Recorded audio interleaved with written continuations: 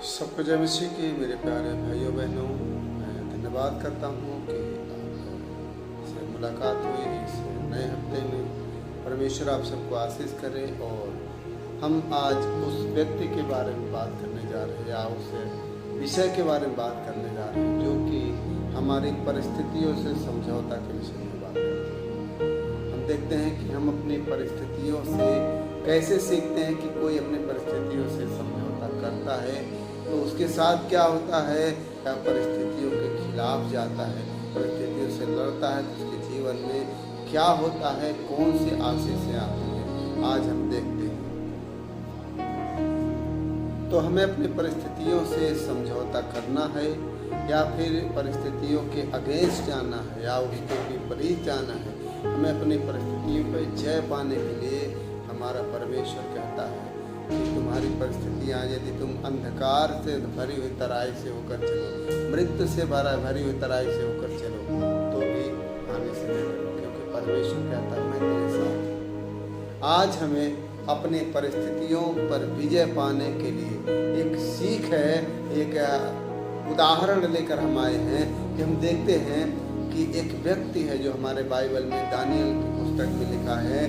तो दानियल एक ऐसा व्यक्ति है हमारे लिए उदाहरण बन के आया कि यदि हम परिस्थितियों पर जय पाना है तो परमेश्वर पर सच्चा विश्वास, परमेश्वर के प्रति ईमानदारी और दृढ़ता को बनाए रखना है। तो हम देखते हैं कि जब हमारे जीवन में समस्याएं आती हैं तो कैसा हमें वो रास्ता अपनाना चाहिए या कैसा स्वभाव में रखना चाहिए। हम देखते हैं दानियल की पुस्तक में देखते हैं कि उस वक्त में जब दानियल एक राजा के नियंत्रण में होता है, वह एक बंधुआई में रहता है, फिर भी उसका कोई वश नहीं चलता है, वह असहाय रहता है क्योंकि उसको आज्ञा को मानने के सिवा कुछ भी उसके अंदर अधिकार में नहीं रहता है। और यहाँ हम देखते हैं कि वह उस आज्ञा के विरोध में जाता है। परमेश्वर को महिमा देने के लिए वह उसकी वचनबद्धता और अपने पवित्रता को बनाए रखने के लिए जब उसके जीवन में पहली परीक्षा आती है कि वह राजा का भोज खाने के विषय में, जो कि वह राजा का भोज राजा का भोज मंदिर में चढ़ाया हुआ, उसके देवता के सामने चढ़ाया हुआ वह भोज होता है। तब वह राजा के हाथ में जाता है और वह राजा के बाद सारे लोग खाते हैं। तो यहाँ पर हम देखते हैं वह खाना राजा जो खाता है वही खाना दानियल और उसके दोस्तों को दिया जाने के लिए पर वो राजा ने आदेश दिया। तो हम यहाँ पर एक वचन देखते हैं कि दानियल की पुस्तक में हम देखते हैं कि जब राजा उसको उसके ठहराए हुए खाने के विषय में कहता है तब दानियल वह विनती करता है कि मैं इस खाने को नहीं खा सकता, क्योंकि मन में दानियल ठान लेता है, जो कि लिखा है 8 पद में हम देखते हैं। परंतु दानियल ने अपने मन में ठान लिया कि वह राजा का भोजन खाकर और उसके पीने का दाख मधु पीकर पवित्र ना हो। इसलिए उसने खोजों के प्रधान से विनती की कि उसे पवित्र न होना। तो यहाँ पर हम देखते हैं कि दानियल उस व्यक्ति से प्रार्थना करता है जो राजा के द्वारा ठहराया गया, और वहाँ के अधिकारियों का होता है कि वो राजा की आज्ञा को टाल नहीं सकते। मगर यहाँ पर हम देखते हैं जो परमेश्वर के प्रति दानियल की वफादारी है, परमेश्वर के वचन के प्रति बद्धता है, उसका विश्वास है, उसका अटूट प्रेम है, परमेश्वर के सिद्धांतों पर चलने को उनका दृढ़ता है। आज हम देखते हैं कि वह उसके पीछे नहीं हटता है। जब परमेश्वर देख लेता है कि दानियल उस खाने को खाकर अशुद्ध नहीं किया, अपने आप को उसने पवित्र नहीं किया, बल्कि अपनी पवित्रता को और उस सिद्धांत को बनाए रखा हुआ है, इसलिए परमेश्वर उस खोजे के प्रधान, उस खाने का जो भंडारी था, उसके मन में दया भरता है। जो हम देखते हैं 9 पद में, परमेश्वर ने खोजों के प्रधान के मन में दानियल के प्रति दया भर दी। तो वहाँ पर यहाँ पर दानियल का सुझाया हुआ, दानियल जो उसको सजेशन देता है, सुझाव देता है कि उसको खाने के बजाय हमें शाकाहारी दे, साग सब्जियाँ दे, ताकि हम उसको खाएं। और तू हमें जांच, तू हमें चेक करे कि सबके समान हमारे अगर स्वास्थ्य में कुछ गड़बड़ी आती है, हमारे चेहरे में कुछ कमी आती है, हमारे शरीर में कुछ कमी आती है, तब तू जैसा चाहे वैसा करे। पर परमेश्वर उनके इस निर्णय से प्रसन्न होता है और उनको उस साग सब्जियों में भी आशीष करता है, ना कि उनके मांस, मदिरा और भोजन। और परमेश्वर उनको उसमें जब जांचा जाता है तब देखा जाता है कि उनका स्वास्थ्य उनसे बढ़कर, जो उसके साथ और भी भोजन करते थे और वे उनके साथ रहते थे, उनसे उनका स्वास्थ्य अच्छा था, उनके चेहरे पर चमक थी।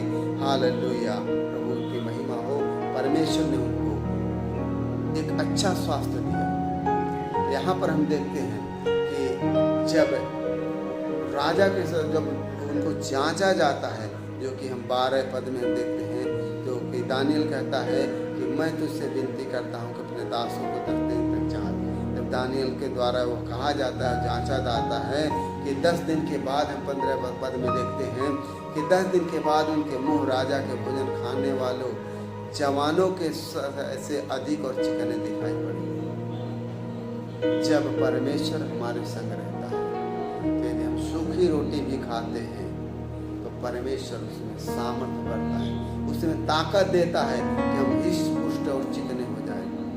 यहाँ पर दानियल के साथ परमेश्वर ने किया, उसी साग में, उसी शाकाहारी वस्तु में परमेश्वर ने उसको आशीष किया और उसको बलवंत किया और उन्होंने उस परीक्षा को पार किया। और जब वो परीक्षा को पार करते हैं तो राजा देखता है कि उनमें बुद्धि और ज्ञान भरा हुआ है। और वहाँ पर देखते हैं, अब यहाँ पर उस परीक्षा से निकल जाता है दानियल, अब दूसरी परीक्षा उसके जीवन में प्रवेश करने वाली।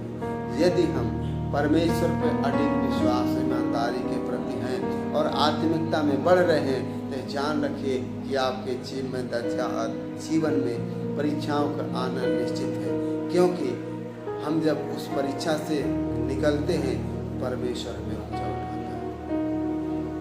यहाँ देखते हैं कि एक ऐसा वाक्य राजा नबूकदनेस्सर के जीवन में आता है। वह एक स्वप्न देखता है और स्वप्न में क्या देखता है कि उसको एक स्वप्न दिखाई देता पेड़ के विषय में, और उसके मन में होता है कि मैं इसको जानूं। वो सारे तंत्रियों को, सारे ज्योतिषियों को, सारे पंडितों को, अपने राज्य भर के सबको इकट्ठा कर लेता है, पता करें कि सब का क्या अर्थ है। पर यहाँ राजा का योजना कुछ अलग है। वो कहता है कि मैं ऐसे नहीं बताऊंगा अपने सबको, तुम्हें खुद बताना है कि मेरे क्या स्वप्न है और उसका मतलब क्या हो। सारे पंडित, सारे शास्त्री, सारे ज्योतिषी वहां पर फेल हो जाते हैं। उनका कहना ऐसा कोई नहीं है जो वे बता सके कि स्वप्न क्या देखा। यहाँ पर जाहिर सी बात है कि यह परमेश्वर के सिवा कोई नहीं जानता कि किसके मन में क्या चल रहा है। और राजा यही बात हो रखा था। और उन पंडितों ने, उस शास्त्रियों ने राजा से बोला कि जो तू बातें कह रहा है यह किसी मनुष्य की बात नहीं है जो मनुष्यों में निवास करे। यह ईश्वर का काम, देवता का काम है जो मनुष्यों के बीच में ना रहता हो। तब राजा क्रोध में आ जाता है और सबको मार डालने की आज्ञा। यहाँ पर हम देखते हैं कि राजा बहुत क्रोधित में आता है, जो कि 2 अध्याय के 12 पद में इस पर राजा ने झुंझलाकर और बहुत ही क्रोध होकर बेबीलोन के सब पंडितों का नाश करने की आज्ञा दी। अतः यह आज्ञा निकली और पंडित लोगों को घात होने पर था और लोग दानियल और उसके संगियों को ढूंढ रहे थे कि वे भी घात किए। अब एक साधारण सा व्यक्ति जो बदुआई में आया हुआ व्यक्ति अब उन तंत्रियों, लोगों ने और भविष्य वक्ताओं की लिस्ट में आ गया। उन ज्योतिषियों की लिस्ट में आ गया।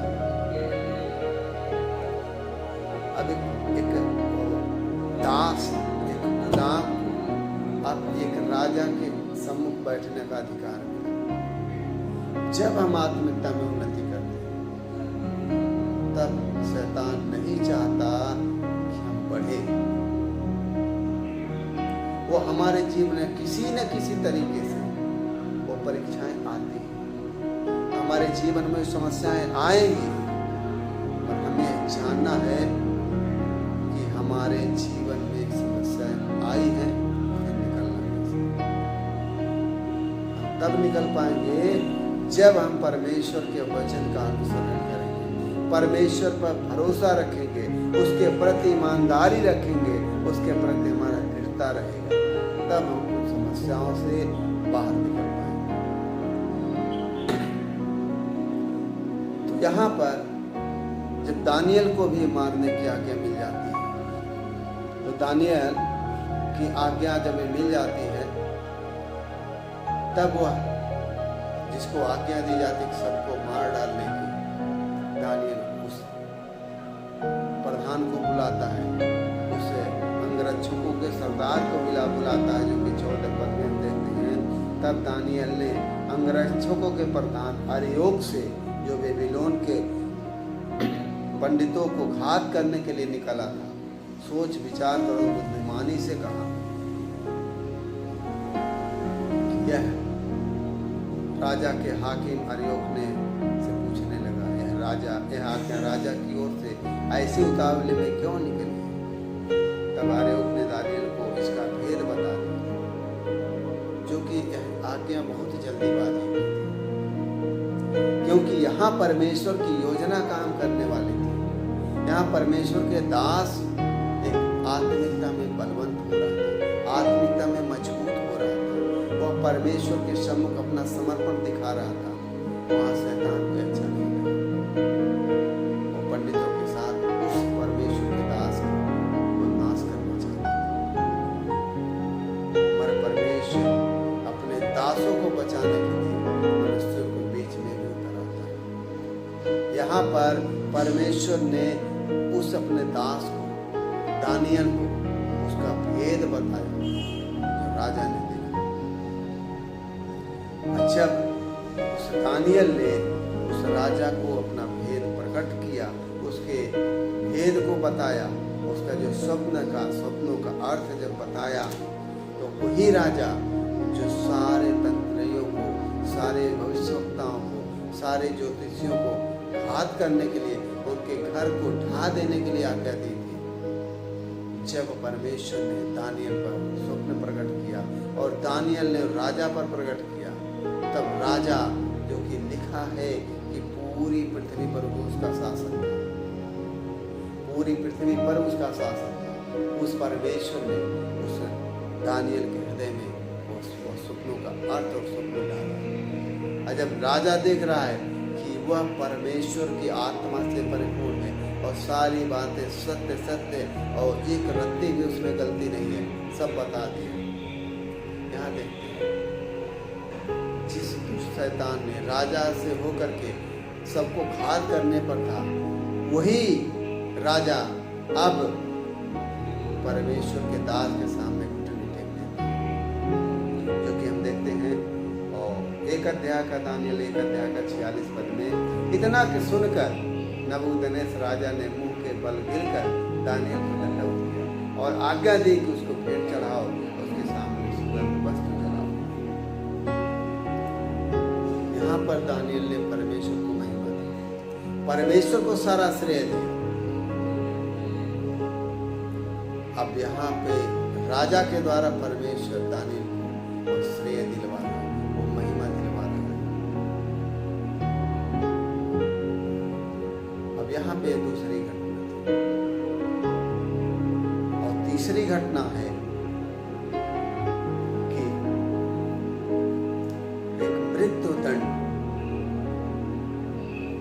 एक मृत्युदंड है, जब राजा के द्वारा शैतान काम करता है कि मैं ही परमेश्वर का वचन जो प्रभु के दास हैं वो अपने जीवन में उन वचनों को लागू करें। यहाँ पर हम देखते हैं कि राजा एक मूर्ति का स्थापना करते हैं और लिखा है सारे देश के लोग।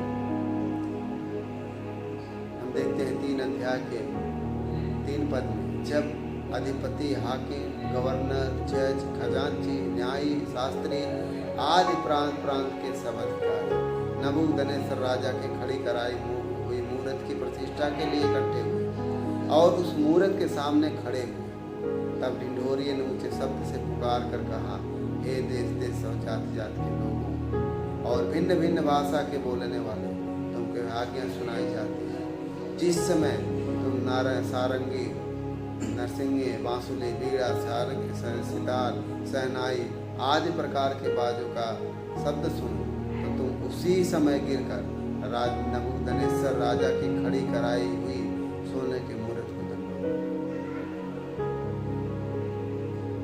तो यहाँ पर अब शैतान एक और अपना उपाय लेकर आता है और यहाँ हम देखते हैं कि यहाँ पर जब परमेश्वर के दासों का दृढ़ता, जो परमेश्वर के प्रति ईमानदारी, उसका दृढ़ता और उसके वचनों पर आज्ञाकारिता पर, उनके सिद्धांतों पर विश्वास कितना होता है, यहाँ पर भी जाने वाले।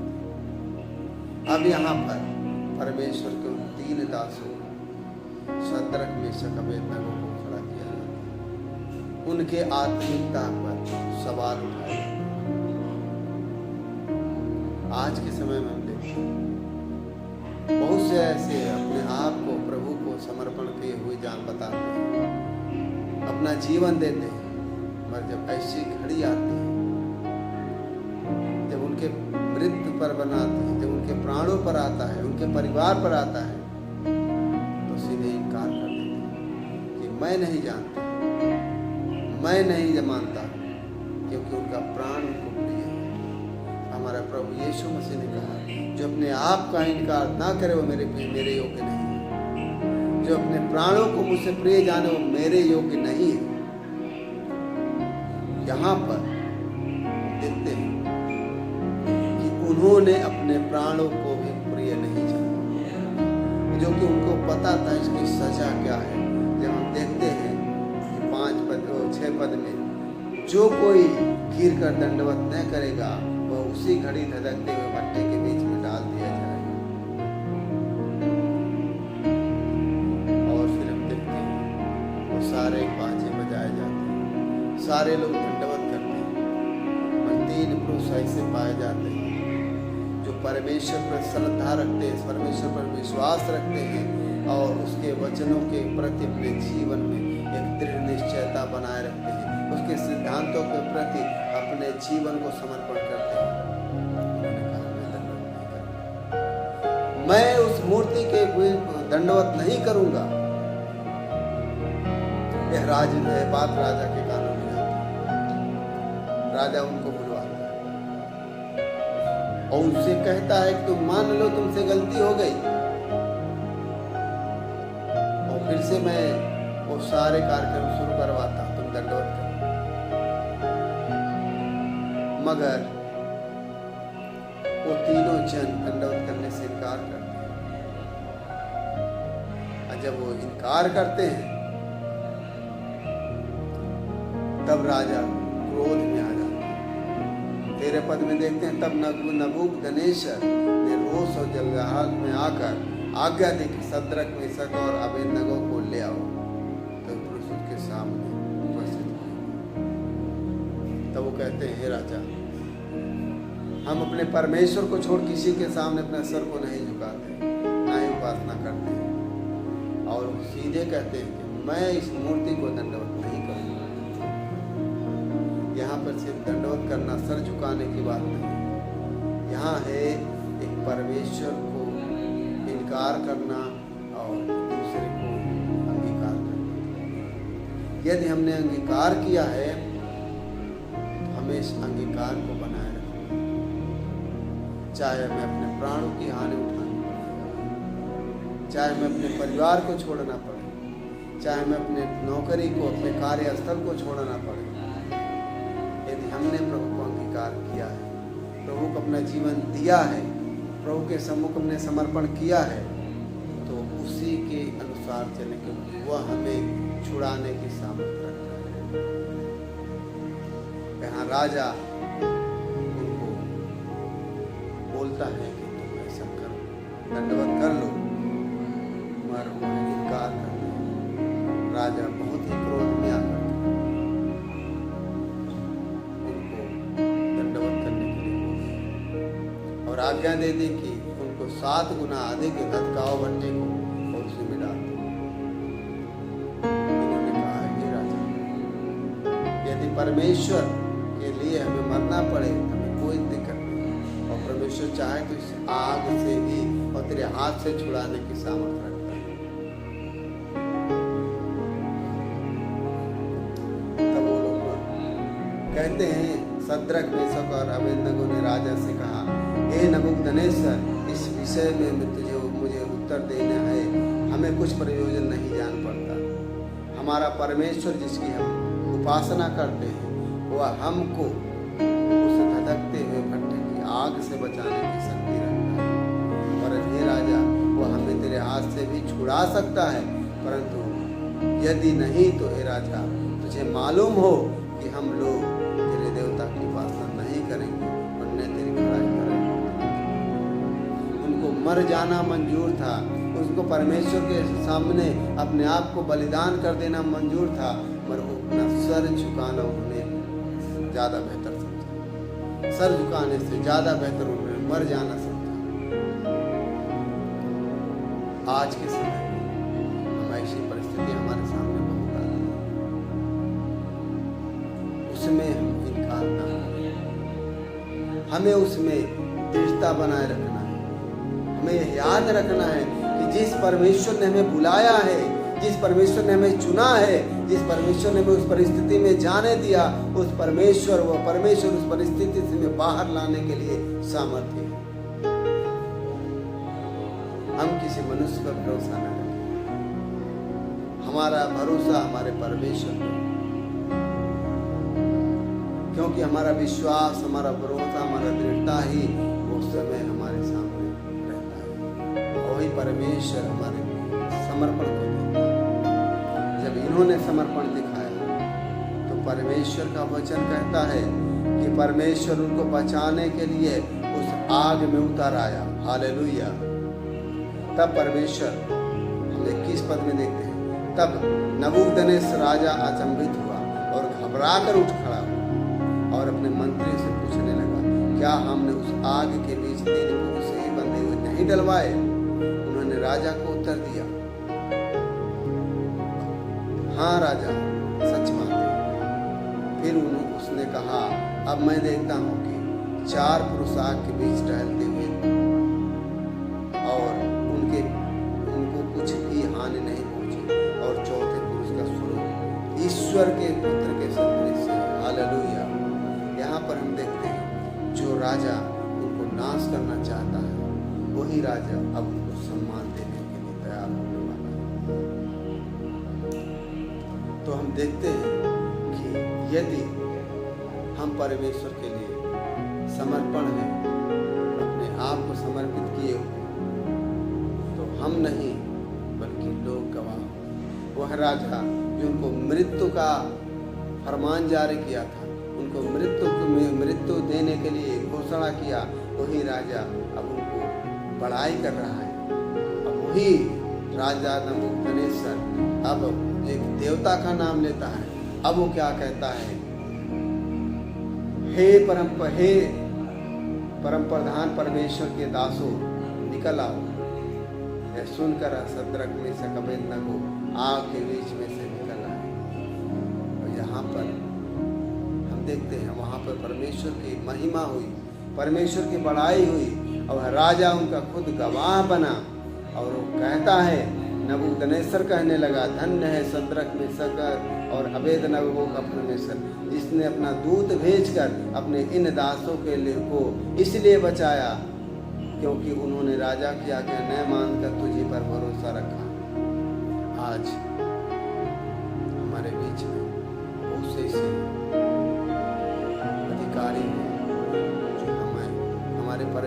आराधना से वंचित करना चाहते हैं। यह हमें याद रखना है कि हमें परमेश्वर को कितना आदर देना है, परमेश्वर के वचन को कितना आदर देना है। परमेश्वर जो सारी सृष्टि पर राज करने वाला है, सारी सृष्टि पर प्रभुता करने वाला है, वह परमेश्वर जो सद्रक मेशक अबेदनगो को बचाया, वह आज हमें आपको भी बचाने की सामर्थ्य रखता है। हमारी परिस्थिति आज कैसे भी है, हम कितने भी दुखों में हैं, हमारे ऊपर समस्याएं पहाड़ जैसी क्यों ना आ गई हो, हम कितने भी समस्याओं में दबे हुए हो, हमारे कितने भी प्रॉब्लम से हमारे ऊपर, हम कितने भी टेंशन में हैं, हम कितने भी हालेलुया नेगेटिव अवस्था में जा चुके हैं, परमेश्वर उससे हमें निकालने की सामर्थ्य रखता है। हमें विश्वास के साथ उसके चरणों में आना है और एक बार उसको अपने समस्याओं को बताना है कि परमेश्वर मैं इस परिस्थिति में पड़ा हूँ, परमेश्वर इस परिस्थिति से मैं बाहर निकालूं। और राजा गवाही देता है कि तुझी पर भरोसा रखा और यह सोचकर अपना शरीर ही अर्पण कर दिया, हम अपने परमेश्वर को छोड़ किसी देवता की उपासना न करें। उन्होंने अपना आप को अर्पण कर दिया। जिस तरह से प्रभु यीशु ने कहा है कि तुम मोल लेकर के खरीदे गए, अब हम अपने नहीं रहे बल्कि मसीह हमें जीवित है। तो यह देह और पवित्र आत्मा का मंदिर, हमें उसको प्रभु को सौंपना है। हमारा क्या है कि हम इसको बचा सकते हैं, कोई भी शरीर को बचा नहीं सकता है। अगर परमेश्वर ने अपना यह समय निर्धारित किया है तो उससे आगे नहीं बढ़ सकता है। सारी महिमा परमेश्वर को। हम देखते हैं तीसरी जो कि परीक्षाएं आई दानियल के जीवन में,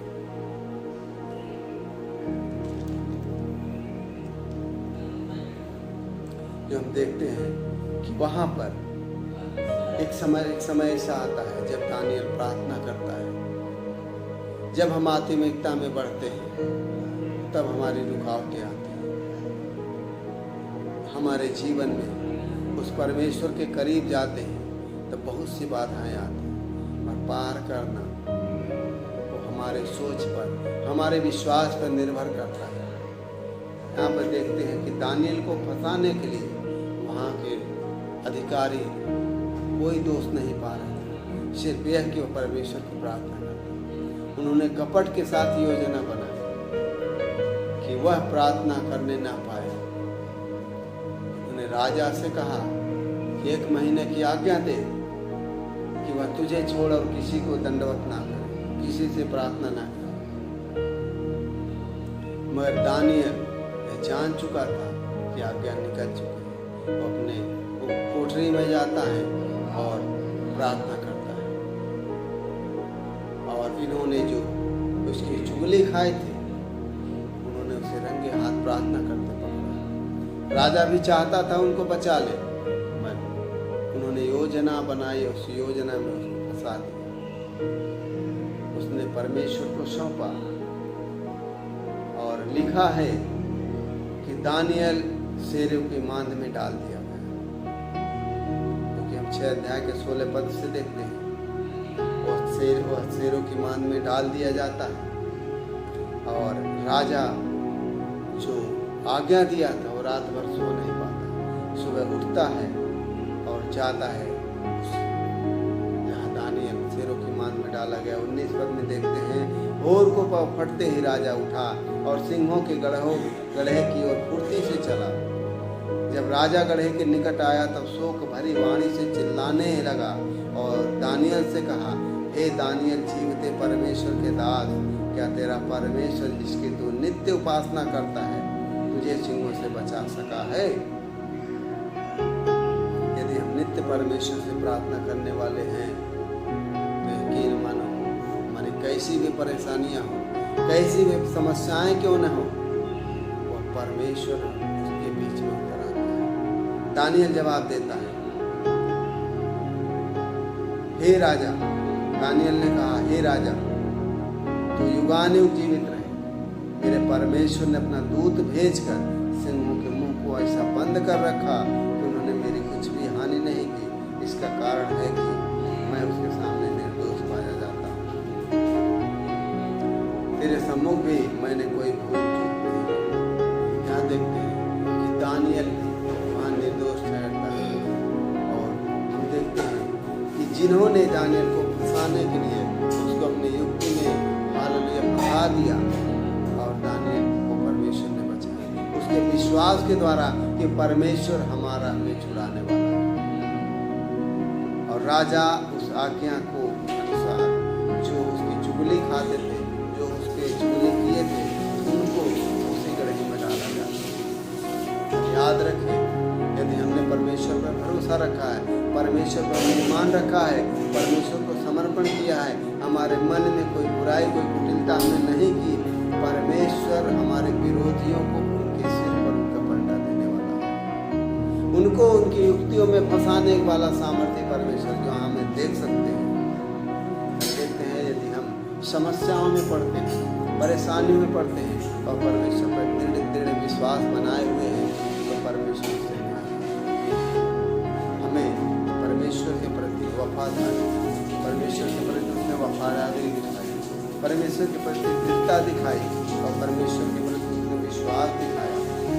परमेश्वर जीवन को बचाया और उसको महिमा।